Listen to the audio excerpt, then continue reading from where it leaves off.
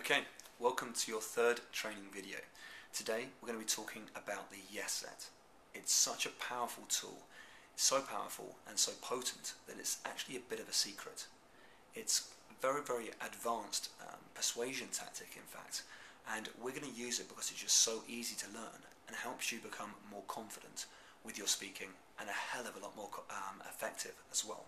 You'll really need to use this. A lot of people won't talk about it because it is a skill that people like to hold dear to themselves and they don't really like to share it. But that's exactly what I'm going to do with you today. I'm going to share it with you because a lot of people experience the anxiety in the first 2 minutes of their presentation. And I'm sure that you've probably experienced that before. You tend to settle down after that, don't you? Exactly. What we're going to do is we're going to focus on how you can start removing that. We're going to make sure that you remove that inward focus and start focusing much more on your audience. And this is exactly where the confidence comes through, because as soon as you focus on them, as opposed to thinking about what you look like and how you feel and how you're performing, you become a lot more confident as well.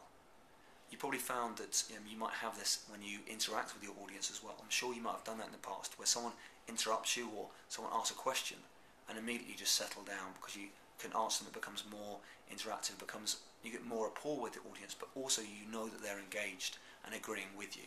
That's when you feel a lot more confident. I'm sure you've had that before. That's exactly what we need to do now. I'm going to give you a tool to allow you to develop this skill and make it into pretty much a technique that you can use every single time you give a talk, and as a result your audience will be with you. Now if you learn this right now, will this make a small or a big difference to the way that you communicate with your audiences? Exactly.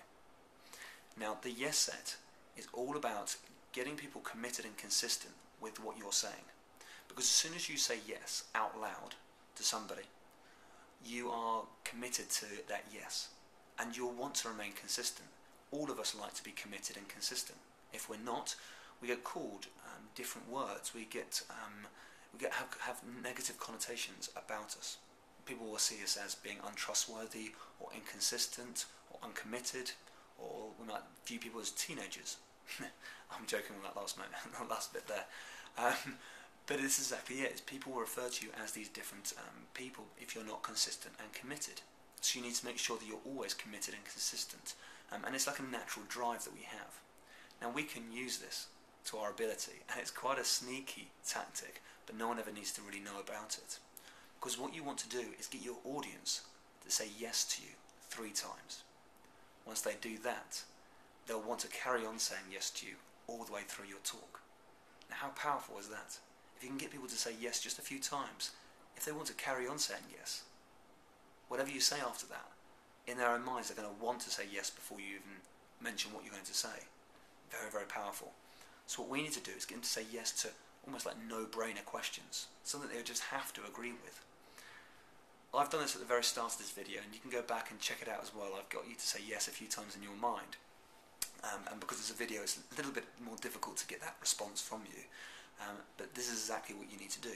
So when you go to your audiences, think of those 3 no-brainer questions. Make sure they're relevant, and you may pull on the values or motivations of the audience as well.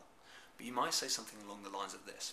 If we're thinking about a meeting or a presentation, and we might be talking about your company or the company and the financial crisis, an easy topic to talk about right now, or let's say a popular topic to talk about right now.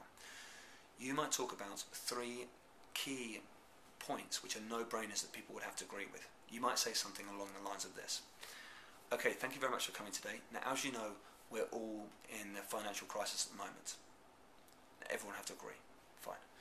Then you might say something like, as a result, we have seen that our sales are not as easy to make any longer. I'm sure you all agree with that. What I'd like to do today is get everybody together, and so we're all in the same boat. We're all understanding exactly where everybody else is coming from, and we're all moving together with a plan as a team. I think that'd be a useful thing to do. Would you agree with me on that? Fantastic. As a result, what I've done is I've put a few proposals together. I'd like to go through them with you today. Your chances of getting people to agree with that's a good idea, that you're going through your proposals, it's going to be much higher than if you were to straight away walk in and say, okay, good afternoon everybody, what we're going to do today is go through a few of my proposals and see where we go from there. People will just instantly want to kind of heckle you almost. So get people agreeing with you to begin with on no-brainer questions. If they say, yeah, makes sense, yeah, makes sense, they're going to be much more ready to say, yes, your idea sounds like a good idea. Such a powerful tool. So think about how you can use it. If you think about the first video, use it with the format system and use it in the why section. Straight away, just go in with it, because people will want to agree with you from the very beginning then. You get a lot more interaction, you'll feel a lot more comfortable because you can see your audience agreeing with you, but also you'll find you get them a lot more engaged, and again, that's a very, very persuasive way of speaking. So, if you want to see another technique, or another example of this technique, should I say, just have a look below, because there's another 3 questions which you'll probably see as a very salesy approach, but it just gives you a little bit more of an understanding of how you can use this and become a lot more effective with your speaking. So go and have a look below right now. See you in a bit.